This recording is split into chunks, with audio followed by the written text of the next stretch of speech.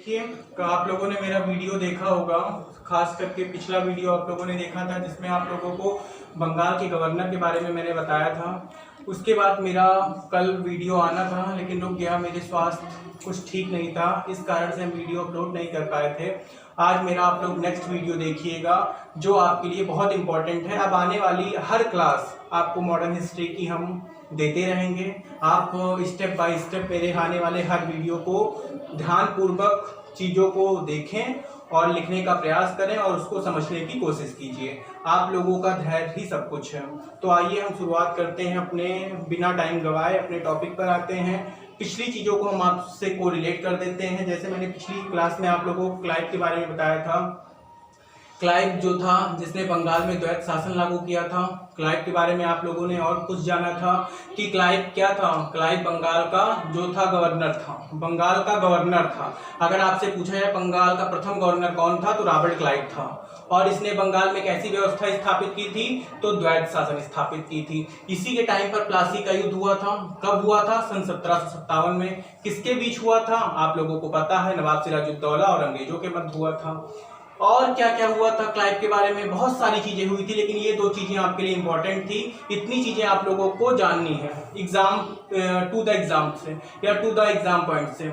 अगली बात आप लोगों ने बेंसीटार्ट के बारे में देखी थी। क्लाइव के बाद बेंसीटार्ट, बेरेलस्ट और कॉर्टियस। आप लोगों ने स्टेप बाय स्टेप हर चीजों को आप लोगों ने देखते हुए आगे बढ़ा था। 1765 में आप लोगों ने पता था बंगाल में द्वैत शासन की स्थापना की थी। किसने की थी? क्लाइव ने की थी। समाप्त किसने किया था? आप लोग आज देखोगे वारेन हेस्टिंग के बारे में। आइए हम नेक्स्ट गवर्नर के बारे में पढ़ते हैं आप लोगों का। वारेन हेस्टिंग, ध्यान से देखिएगा, सन 1772 से लेकर के सन 1785 तक। कौन था? Warren Hastings. इसके बारे में आप लोग ध्यान से समझिएगा, हम आप लोगों को एक एक बातें बताने जा रहे हैं। पहली बात, द्वैत शासन को इसने समाप्त किया था। क्या किया था? ड्यूअल सिस्टम को समाप्त किया था। किसने समाप्त किया था? शुरुआत किसने की थी? क्लाइव ने। समाप्त कौन किया था? वारेन हेस्टिंग ने। बंगाल में द्वैत शासन को समाप्त कर दिया था। जो अब तक द्वैत शासन लागू था, ड्यूअल सिस्टम लागू था। ड्यूअल सिस्टम मैंने आप लोगों को पिछली क्लास में बताया है। तो उस ड्यूअल सिस्टम को इसने वारेन हेस्टिंग जैसे आया तुरंत इसको समाप्त किया। दूसरी बात उसने क्या किया था? सेकंड चीजें जो मोस्ट इंपोर्टेंट चीजें हैं, प्रत्येक जिले में एक फौजदारी। फौजदारी का मतलब वो होता है जो एक तो फौजदारी मामला होता है और एक दीवानी मामला होता है। फौजदारी मामला वो होता है जिसमें कोई क्राइम हो, जिसमें मर्डर हो, रेप हो, ये सारी चीजें जो जितने भी प्रकार के जघन्य अपराध होते हैं उन सारे मामलों को हम लोग फौजदारी मामला कहते हैं। दीवानी मामला वो मामला होता है जिसमें दो आपसी व्यक्तियों की आपसी मामलों से सुनवाई होती है, जैसे शादी हो गया, तलाक हो गया और बाकी डिवोर्स हो गया। ये डिवोर्स, शादी, तलाक, डिवोर्स, ये जितनी भी चीजें होती हैं, गोद, जो खास करके उत्तराधिकार से संबंधित जो आपसी तनातनी होती है दो परिवारों के बीच में, वो सारे मामले दीवानी मामले आते हैं। तो इसने पहली बार ये व्यवस्था स्थापित की थी कि प्रत्येक जिले में फौजदारी और दीवानी अदालतों की स्थापना की थी। दोनों को एक दूसरे से बिल्कुल अलग कर दिया था, पृथक कर दिया था। उसने क्या किया था? एक स्थापना की थी, फौजदारी तथा दीवानी अदालतों की स्थापना की थी। अगली बात इसने क्या की थी? 1784 में एशियाटिक सोसाइटी ऑफ बंगाल की स्थापना की थी। कब की थी? 1784 में किसकी स्थापना की थी? एशियाटिक सोसाइटी ऑफ बंगाल की स्थापना की थी। पूछा जाता है question, Asiatic Society of Bengal की स्थापना किसने की थी? वारेन हेस्टिंग ने की थी। कब की थी? 1784 ईस्वी में। अगली बात आप लोग इसके बारे में और जानिए।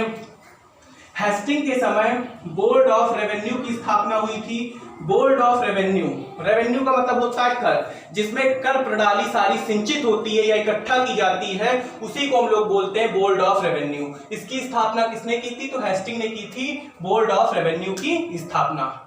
इसी के टाइम पर 1773 का रेगुलेटिंग एक्ट भी पास हुआ था। इसी को कहते हैं ये बंगाल का अंतिम गवर्नर है। और जब 1773 का रेगुलेटिंग एक्ट आया उसमें बंगाल का गवर्नर जो था उसे अब बंगाल का गवर्नर जनरल कहा जाने लगा, क्योंकि उसके अंदर मद्रास प्रेसिडेंसी और बॉम्बे प्रेसिडेंसी को मिला दिया गया और बंगाल का प्रथम गवर्नर जनरल बन गया वारेन हेस्टिंग।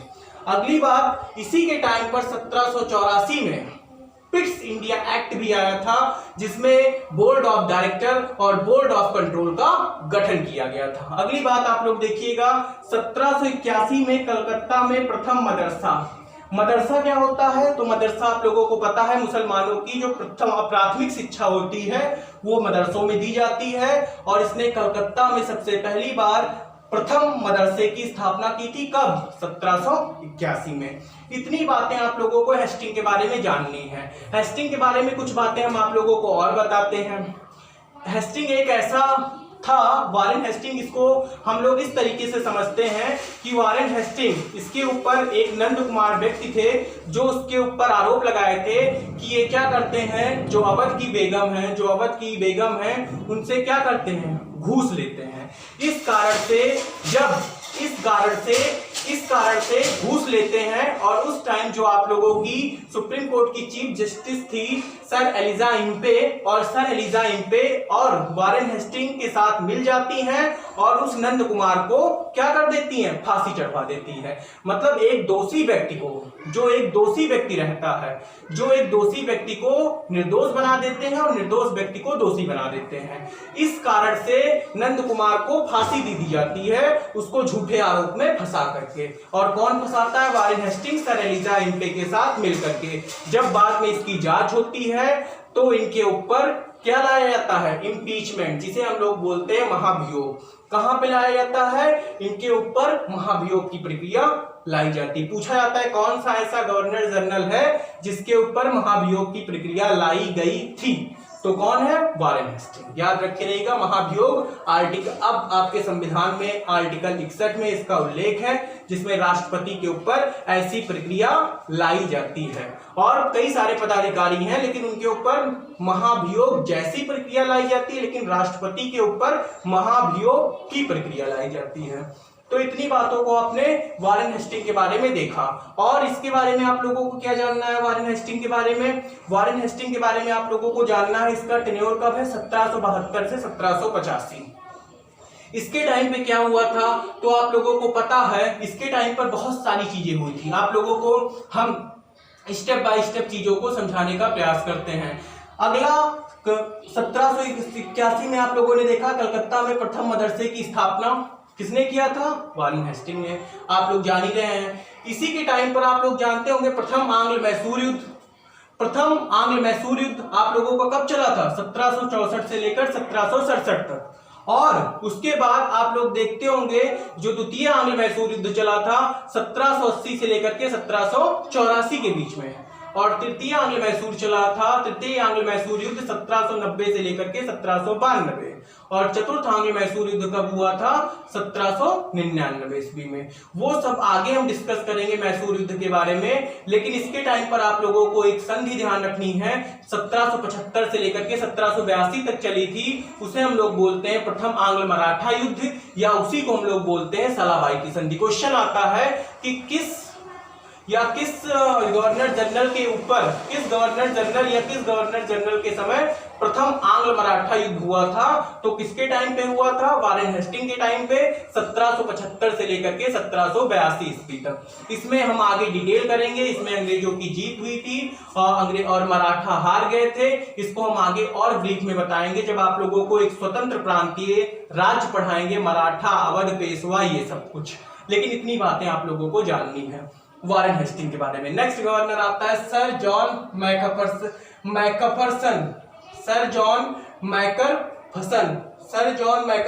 ध्यान रखना है, सर जॉन मैकरफसन। कब है इसका कार्यकाल? 1785 से 1786 में। इसे अस्थायी गवर्नर जनरल के रूप में नियुक्त किया गया था। ये टेम्परोरी गवर्नर जनरल के रूप में अपॉइंट किया गया था। इसके टाइम पर कोई भी इंपॉर्टेंट बातें नहीं है जो आप लोगों को जाननी है, बस क्रम के लिए इंपॉर्टेंट है कि कभी आपसे पेपर में क्रम सजाने के लिए आया तो आप लोग उस तरीके से भी अपने आप को तैयार रखे रहिए कि आप लोग गवर्नर जनरल के क्रम को लगा लीजिए। तो सर जॉन मैकरफसन 1785 से 86 अस्थायी गवर्नर जनरल नियुक्त किया गया था। अगला आता है लॉर्ड कॉर्नवालिस, मोस्ट इंपॉर्टेंट, 1786 से 1793। इसने क्या किया था? सिविल सेवा को स्टार्ट की थी, जो आईसीएस की परीक्षा होती है। इसे हम लोग सिविल सेवा का जनक कहते हैं। इसके समय जिले के समस्त अधिकार, जो जिले के समस्त अधिकार थे उसको किसको सौंप दिए गए थे? जिला कलेक्टर, जो आज के डीएम होते हैं, डिस्ट्रिक्ट मजिस्ट्रेट होते हैं, उसके टाइम ये हुआ था कि जिले के समस्त अधिकार किसको सौंप दिए गए थे? जिला कलेक्टर के हाथों में दे दिए गए थे। नेक्स्ट बात इसके बारे में और जाननी है। अगली बात आप लोग देखिएगा, 1793 में बंगाल, बिहार और उड़ीसा में भूमि कर से संबंधित स्थायी बंदोबस्त की बात आई, या इसी को हम लोग बोलते हैं इस्तमरारी बंदोबस्त, इसी को हम लोग बोलते हैं जमींदारी बंदोबस्त, इसी को हम लोग मालगुजारी भी बोलते हैं। तो इसके कई सारे नाम हैं। इसमें क्या होता था, इसमें इसका क्या मतलब होता था? इसको बंगाल में, बिहार में और उड़ीसा के क्षेत्रों में लागू था। 3 प्रकार की कर प्रणाली होती है, हम आपको आगे बताएंगे। स्थायी बंदोबस्त, जिसे हम लोग क्या बोलते हैं, इसको जमींदारी व्यवस्था, रैयतवाड़ी व्यवस्था और एक महलवाड़ी व्यवस्था, हम तीनों बताएंगे।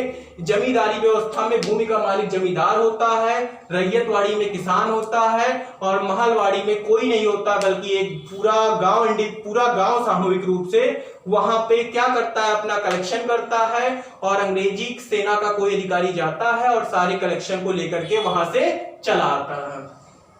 तो इसमें क्या होता था, 90% कंपनी को देता था। 90% मतलब 9/10 भाग कंपनी का होता था और 10% भाग किसका होता था? जमींदार का होता है। ये सारी व्यवस्थाएं किसकी थी? तो आप लोग देखे थे। उसके बाद अगली बात आप लोगों को देखना है कॉर्नवालिस के बारे में। कॉर्नवालिस ने जिले में पुलिस थाने की स्थापना की थी और एक दरोगा को इसका इंचार्ज बनाया था। मतलब कॉर्नवालिस ने क्या किया था, पुलिस थाने की स्थापना की थी और वहां पर एक दरोगा को उसने इंचार्ज बनाया था। इतनी बातें कॉर्नवालिस के बारे में इंपॉर्टेंट है। कुछ और बातें हम आप लोगों को कॉर्नवालिस के बारे में बताते हैं, जो आप लोग ध्यान से सुनिएगा। स्थायी बंदोबस्त आप लोग समझ गए, इसका नाम इस्तमरारी भी है, जमींदारी व्यवस्था भी है। 90% भाग किसका होता है? कंपनी का और 10% भाग जमींदार का। इतनी इसमें व्यवस्था होती है, इसी को हम लोग जमींदारी बंदोबस्त कहते हैं। जमींदारी, रैयतवाड़ी, महलवाड़ी वो अलग से आप लोगों को तीनों बताएंगे। अगली बात, कॉर्नवालिस ने, आप लोगों ने इसको समझा।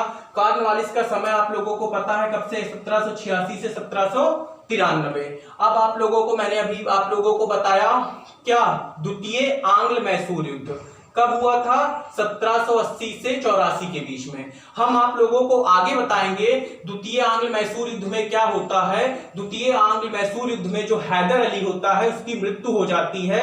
जैसे आप लोग देखोगे, एक शासक था जो बिल्कुल अयोग्य शासक था, जिसे मोहम्मद शाह, जिसे आप लोग रंगीला बादशाह के नाम से जानते हो। जब मुगल सत्ता कमजोर होने लगी तो दरबार में गुटबाजी ज्यादा होने लगी और गुटबाजी होने के कारण जो इतनी बड़ी औरंगजेब के जैसे बात, सब लोग अपने आप में शासन व्यवस्था में इतने मस्त थे, उन लोगों को राजकाज की बहुत ज्यादा फिक्र नहीं होती थी। तो उसमें गुटबाजी होने लगी और कुछ जो काफी शक्तिशाली थे उन लोगों का वर्चस्व स्थापित होने लगा और वो लोग अपनी शक्तियों को मुगल सत्ता से अलग करने का प्रयास करने लगे, जिसमें बंगाल था, अवध था, मैसूर था। ये सारी चीजें हम आप लोगों को अलग अलग डिस्क्राइब करेंगे। तो इसके टाइम पर क्या हुआ था, ध्यान रखना है। कौन सा? द्वितीय आंग्ल मैसूर युद्ध। प्रथम आंग्ल मैसूर युद्ध को हम लोग प्रथम आंग्ल मैसूर युद्ध, द्वितीय आंग्ल मैसूर युद्ध, तृतीय आंग्ल मैसूर युद्ध और चतुर्थ आंग्ल मैसूर युद्ध। तो द्वितीय आंग्ल मैसूर युद्ध में आप लोगों को पता है किसकी मृत्यु हुई थी? हैदर अली की मृत्यु हुई थी। और द्वितीय आंग्ल मैसूर युद्ध को हम लोग बोलते हैं मैंगलोरू की संधि। मद्रास की संधि, मैंगलोरू की संधि, श्रीरंगपट्टनम की संधि और उसके बाद एक चौथी संधि आती है जो लॉर्ड वेलेस्ली लेके आता है, जिसे हम लोग बोलते हैं सहायक संधि। उसको हम लोग बोलते हैं क्या? Subsidiary alliance. हम आप लोगों को आगे बताएंगे। अगली बात आप लोग देखिए सर जॉन शेर के बारे में। सर जॉन शेर समझे ना क्या हुआ था? द्वितीय आंग्ल मैसूर युद्ध कब हुआ था? 80 से 84। इसको डिस्क्राइब में जानने के लिए हम जब स्वतंत्र प्रांतीय राज्य पढ़ाएंगे तो आप लोगों को एक एक चीजें खूब अच्छे से और विस्तार से बताएंगे, क्योंकि यहाँ पे बताएंगे तो काफी लंबा वीडियो हो जाएगा। सर जॉन शेर कब था? 1793 से 1798। इसके टाइम पर क्या हुआ था? इसके टाइम पर सब लोग, इसके टाइम पर बिल्कुल हस्तक्षेप की नीति, कोई किसी के ऊपर हस्तक्षेप नहीं करता था। मतलब इसके टाइम पर सब कुछ बहुत अच्छा चल रहा था। इसने सभी प्रांतीय या प्रांतीय राज्यों के ऊपर जो बंगाल था, अवध था, मैसूर था, ये सारे क्षेत्र अवध था, उन सबके प्रति हस्तक्षेप की नीति अपनाई थी। और इसके टाइम पर एक युद्ध हुआ था जिसे हम लोग बोलते हैं खारदा का युद्ध। कभी आपसे पूछा नहीं गया है, पूछा जा सकता है खारदा का युद्ध कब हुआ था? 1795 ईस्वी में। और किसके किसके मध्य हुआ था? तो मराठों और निजामों के मध्य। हैदराबाद के निजाम थे।